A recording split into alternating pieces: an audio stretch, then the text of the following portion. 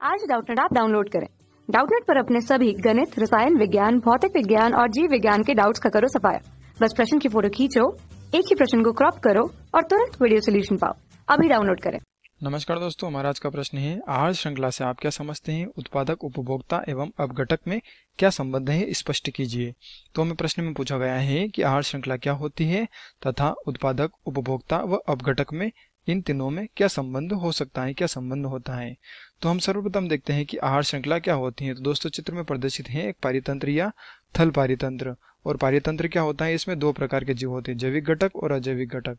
जैविक घटक के अंतर्गत यह सब जीव आ जाते हैं और अजैविक घटक के अंतर्गत जल, वायु आदि आ जाते हैं। तो दोस्तों हम देखते हैं कि खाद्य श्रृंखला क्या होती है कि एक पारिस्थितिक तंत्र में, यानी कि यह जो पारिस्थितिक तंत्र या पारितंत्र है, इस तंत्र में ऊर्जा का एक पथ प्रवाह, उसमें स्थित श्रृंखलाबद्ध तरीके से जो जीव होते हैं वह एक दूसरे से जुड़े हुए होते हैं और जीवों द्वारा इसी बनी गई श्रृंखला को हम खाद्य श्रृंखला, आहार श्रृंखला के नाम से जानते हैं। तो दोस्तों हम लिख सकते हैं कि जीवों द्वारा बनी ऊर्जा प्रवाह की श्रृंखला, जीवों द्वारा बनी ऊर्जा प्रवाह की श्रृंखला को ही हम खाद्य श्रृंखला कहते हैं। ठीक है, इसको हम क्या कहते हैं? खाद्य श्रृंखला, या इस खाद्य श्रृंखला को हम आहार श्रृंखला के नाम से भी जाना जाता है। आहार श्रृंखला दोस्तों, आहार से यानी कि हम कह सकते हैं कि पोषण की श्रृंखला। ठीक है, अब दोस्तों एक बार और देखते हैं कि इसमें क्या होता है कि जो कीट होते हैं वह पौधे से अपना भोजन प्राप्त करते हैं, मेंढक जो होता है कीट से अपना भोजन प्राप्त करता है, और यह सर्प मेंढक से, चील इस सर्प से। तो दोस्तों यह क्या होते हैं कि सभी एक दूसरे पर निर्भर करते हैं।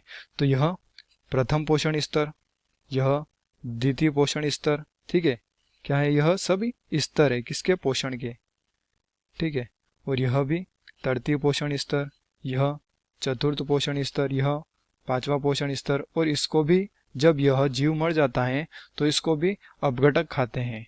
ठीक है, अपघटन की क्रिया करते हैं इसके मरने के बाद जो अपघटक होते हैं, सूक्ष्म जीव होते हैं। तो दोस्तों यह क्या है? यह पोषण स्तर है और इन्हीं पोषण स्तर की एक श्रृंखला बनती है, क्रमबद्ध श्रृंखला, और इस श्रृंखला को हम आहार श्रृंखला या खाद्य श्रृंखला के नाम से जानते हैं। अब देखते हैं कि उत्पादक, उपभोक्ता तथा सर्वोच्च उपभोक्ता होता है और इसके अतिरिक्त अपघटक में क्या संबंध होता है। तो हम जानते हैं इस चित्र के द्वारा। सर्वप्रथम हम देखते हैं कि पौधे यह क्या होते हैं? स्वपोषी होते हैं। स्वपोषी यानी कि अपना भोजन स्वयं बनाते हैं सूर्य के प्रकाश की उपस्थिति में प्रकाश संश्लेषण की क्रिया के द्वारा।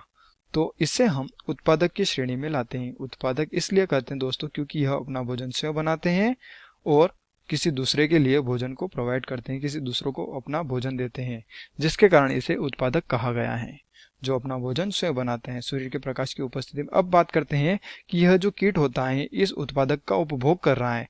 जो सर्वप्रथम उत्पादक का उपभोग करेगा उसे हम प्राथमिक उपभोक्ता के नाम से जानेंगे। क्या कहें? प्राथमिक उपभोक्ता। अब बात करते हैं कि यह मेंढक जो होता है इसको खा रहा है, कीट को खा रहा है।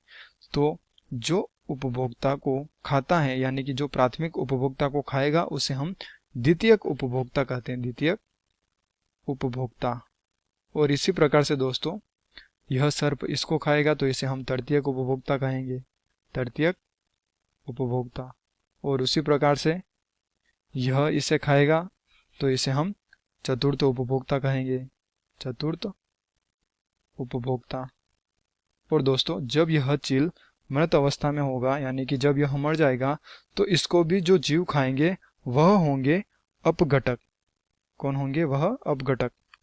तो दोस्तों हम देखते हैं कि अपघटक का उदाहरण क्या होता है। तो अपघटक ऐसे सूक्ष्म जीव होते हैं जो कि इन मृत पशुओं को खाते हैं। उदाहरण के लिए जीवाणु।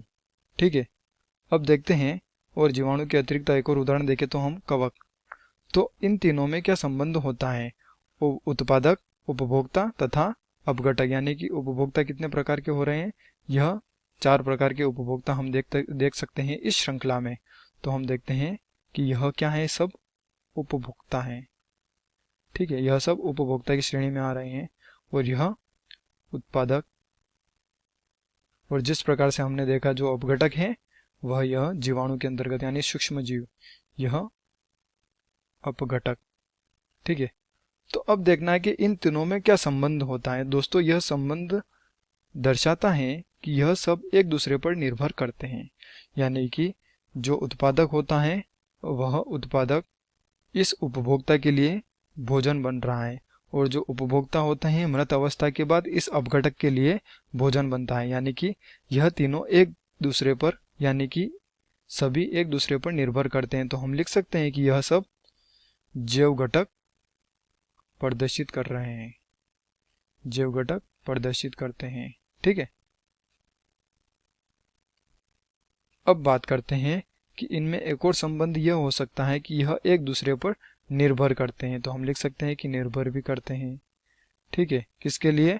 पोषण के लिए। तो हम लिखते हैं कि पोषण के लिए। तो दोस्तों इनमें संबंध यह होता है कि यह सब जैव घटक के अंतर्गत आते हैं, और दूसरी बात यह कि यह सब एक दूसरे पर निर्भर करते हैं पोषण के लिए। तो धन्यवाद दोस्तों, आशा करता हूँ आपको यह उत्तर जरूर समझ में आया होगा। कक्षा 6 से 12वीं से लेकर नीट, IIT, JEE वो एडवांस के लेवल तक 1 करोड़ से ज्यादा छात्रों का भरोसा। आज ही डाउनलोड करें डाउटनेट ऐप या व्हाट्सएप करें अपने सारे डाउट्स 8400 400 400 पर।